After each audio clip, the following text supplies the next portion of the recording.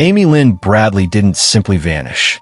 She was intercepted, and investigators now believe the last 90 minutes of her life on that ship were the most critical.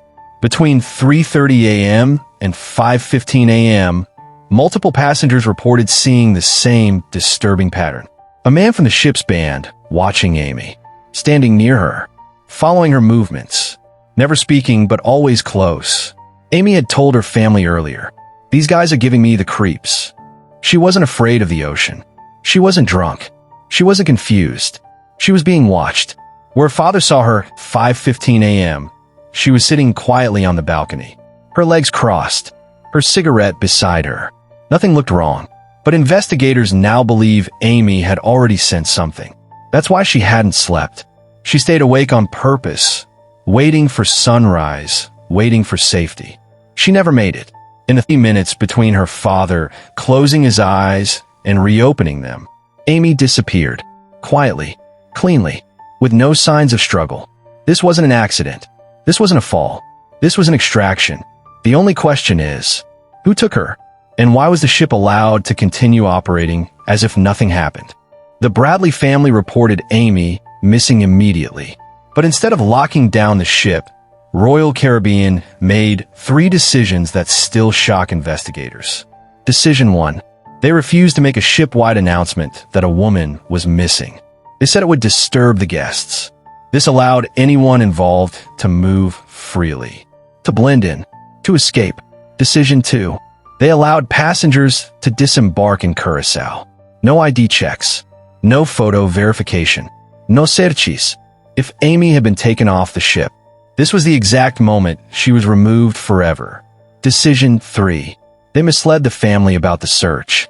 Staff told the Bradleys they were checking every corner of the ship, but witnesses later revealed no cabin-to-cabin search happened. No restricted area was checked. They didn't shut down the casino. They didn't secure the staff-only hallways. They didn't inspect storage rooms. And they did not interview the band members, especially the one who had shown interest in Amy, until much later. By then, the ship had already docked. People had already disappeared. The window to save her was already closing. The case should have gone cold, but it didn't, because after the cruise, people began seeing Amy. Not once, not twice, but multiple times over the next decade.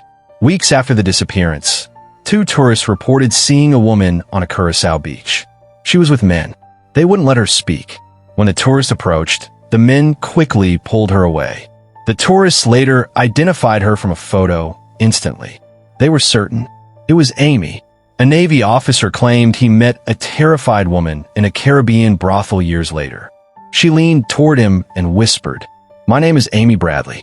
Please help me." Before he could react, she was dragged away. His testimony passed every polygraph test. He had no reason to lie. The photo, the one that broke the case. In 2005, a website used to advertise trafficked women posted a photo of a woman labeled Jazz. Her face was blank, emotionless, but unmistakable. Investigators showed the photo to the Bradley family. Amy's mother collapsed. Her father went silent. They all agreed. That's Amy. Experts analyzed facial features. Ears, chin lines, eye spacing. And the match was near perfect. Amy was alive. Somewhere. And trapped. If the sightings were accurate, if Amy was held against her will, then the most painful truth emerges. She didn't die on the ship. She didn't fall. She was taken, sold, and held in a world designed to erase identities. A world where people disappear and are never found. Amy Lynn Bradley may still be out there, waiting for someone to recognize her, waiting for someone to listen, waiting for someone to believe her story. This is the mystery that refuses to end.